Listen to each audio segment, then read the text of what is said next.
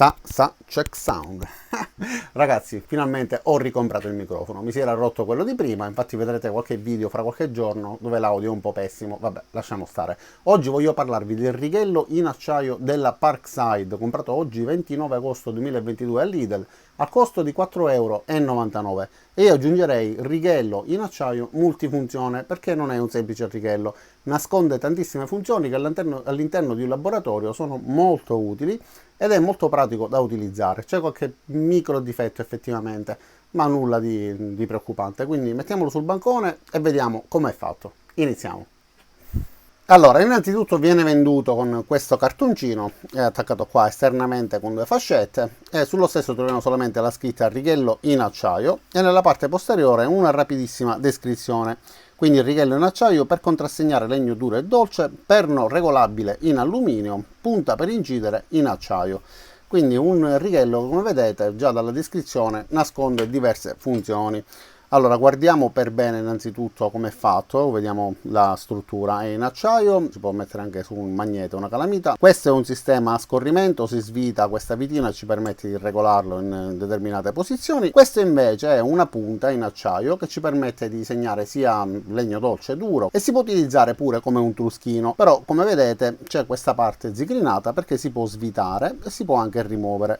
Quindi svitando questa parte e tenendo ferma la punta senza farvi male perché effettivamente è appuntita, si può rimuovere del tutto. Fate attenzione perché è piccolissima e se avete un laboratorio con altra minuteria, segatura eccetera, insomma è facile che si perda, quindi fatelo in modo che sia sicuro. Poi c'è un'altra particolarità: come vedete i numeri che sono incisi su questa vernice di colore nero partono dallo 0, in questo caso guardando da sinistra verso destra, e arrivano a 30 cm.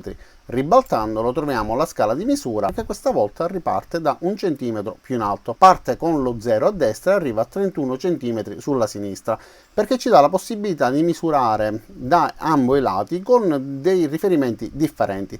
Da questa parte misureremo la distanza che abbiamo dal centro di questo perno, da quest'altra parte invece misureremo l'inizio del righello, perché si può utilizzare in diversi modi. Innanzitutto si può utilizzare come un normale righello, quindi rimuovendo il tutto si può usare per tracciare delle linee, misurare qualunque superficie, ma è possibile utilizzarlo mettendo questo sia in questo modo, in quest'altro modo, oppure ribaltato, come preferiamo.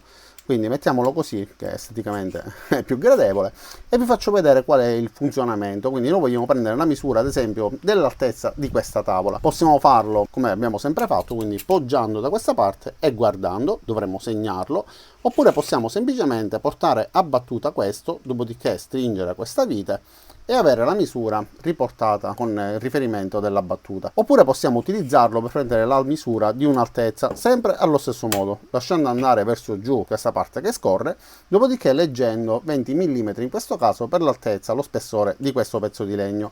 Ma questo è semplicemente per la misurazione. Se noi invece una misura vogliamo riportarla dopo averla letta, possiamo appunto fare in questo modo, portare a battuta, stringere, e anche senza leggere di quale misura si tratta, poi possiamo prendere una matita e segnare su un'altra superficie la stessa distanza. Possiamo anche utilizzarlo come un truschino, vi ricorderete io ne ho costruito più di uno, questo l'ho stampato con la stampante 3D. Possiamo fare lo stesso tipo di lavoro, ma non ci permette di prendere la misura dell'altezza. Con questo invece abbiamo la possibilità di misurare un'altezza come abbiamo appena fatto, e poi facendolo scorrere lungo la superficie possiamo muoverlo, scusatemi mi è scivolato, e quindi tracciare una linea che sia alla stessa identica distanza dello spessore della tavola. E lo stesso lavoro possiamo farlo anche con questa punta, perché abbiamo visto che abbiamo 20 mm, quindi se ci spostiamo da questa parte e portiamo la nostra battuta a 20 mm possiamo utilizzarlo come truschino, per esempio sul metallo oppure sul legno. Vi ho detto che non è privo di difetti, perché questa parte, per agevolare lo scorrimento, probabilmente è un pochettino troppo ballerina, quindi se noi prendiamo una misura in questo modo con i 20 mm, poi stringendo, vedete, si addrizza e poi bisogna correggere. Nulla di preoccupante effettivamente, però se fosse stato un pochettino più preciso sarebbe stato meglio. Adesso, come vedete, il centro di questo pernetto va esattamente sullo 0, quindi se io utilizzo come truschino questo, avrò la possibilità, premendo con il dito da questa parte e utilizzando quest'altra parte come battuta, di tracciare una linea. Ok, non mi viene facile pure perché sbatte perché fuori dall'inquadratura non si vede, ma batteva su un morsetto. Quindi utilizzato in questo modo possiamo farlo scorrere e avere quindi la nostra linea che va a combaciare esattamente con la linea fatta con la matita.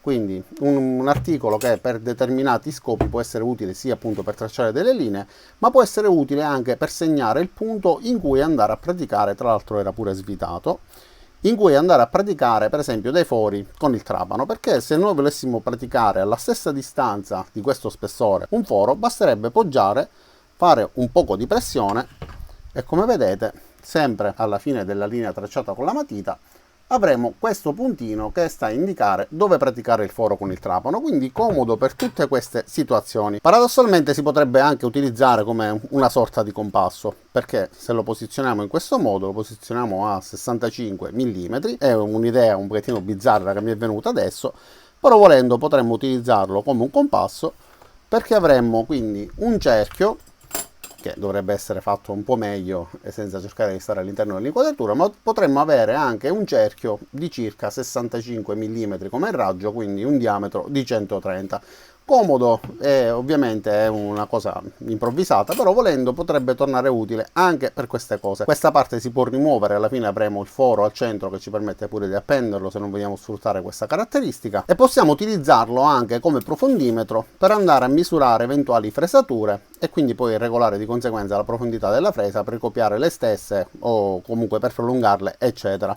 Quindi diciamo come utensile multifunzione effettivamente è utile e devo essere sincero, è anche robusto, quindi ha uno spessore più elevato rispetto ai classici righelli che ho utilizzato finora. Ve lo faccio vedere da questa parte sperando che si capisca. Come vedete, questo della Parkside è molto più spesso rispetto a questo, e ne ho diversi tipi anche della stessa Parkside che effettivamente sono leggermente più sottili, e invece questo risulta leggermente più spesso, quindi un poco più robusto, meno flessibile. Forse una nota negativa potrebbe essere quella che stringendo più volte questa vite nella parte laterale si potrebbe andare a danneggiare questa parte, quindi tracciando una linea potremmo avere dei micro solchetti, ma non sono delle linee che si realizzano per fare dei disegni, dei progetti, semplicemente per tracciare la linea da seguire durante il taglio, quindi se c'è qualche micro rientranza, diciamo, non va ad influire. Quindi però siccome io sono testardo, voglio riprovare a fare il cerchio che stavo facendo poco fa, perché devo vincere io, non può vincere un righello di 5 euro contro di me.